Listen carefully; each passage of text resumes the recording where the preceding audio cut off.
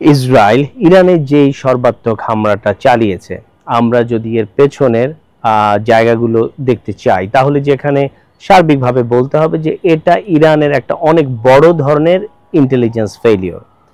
যতটুকু জানা গেছে যে মোসাদের সদস্যরা তারা দীর্ঘদিন ধরে ইরানের অভ্যন্তরে বিভিন্ন ধরনের অস্ত্র, গোলা বারুদ এবং ড্রোন এগুলোর সমাবেশ ঘটাচ্ছিল। ইরানের অভ্যন্তরে এই ধরনের অ্যাক্টিভিটিস চালানোর জন্য ইরানের এই ইন্টেলিজেন্স ফেলিওরের বিষয়টাকে কিন্তু খুব ভালোভাবে দেখা উচিত, কারণ স্মরণকালের সবচাইতে ভয়াবহ হামলা হয়েছে ইসরায়েল কর্তৃক ইরানের উপর। এখানে আমরা যতটুকু দেখেছি যে নতুন এক্সপ্লোসিভ ড্রোন ঘাঁটি কিন্তু ইরানের অভ্যন্তরে মোসাদের সদস্যরা স্থাপন করেছে।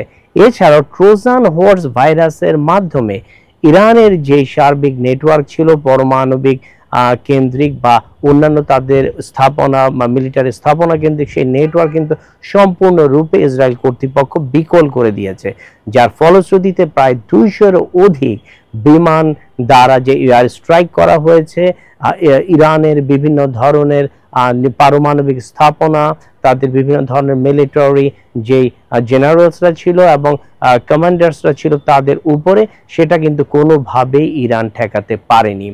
এই অকস্মাৎ হামলার জন্য ইরানের এই ইন্টেলিজেন্স ফেলিওর বা সর্বাত্মক যেই প্রতিরক্ষা ব্যবস্থার এই যেই লক্ষণীয় দুর্বলতাটা, সেটা কিন্তু খুব প্রধান হয়ে এখানে দেখা দিয়েছে।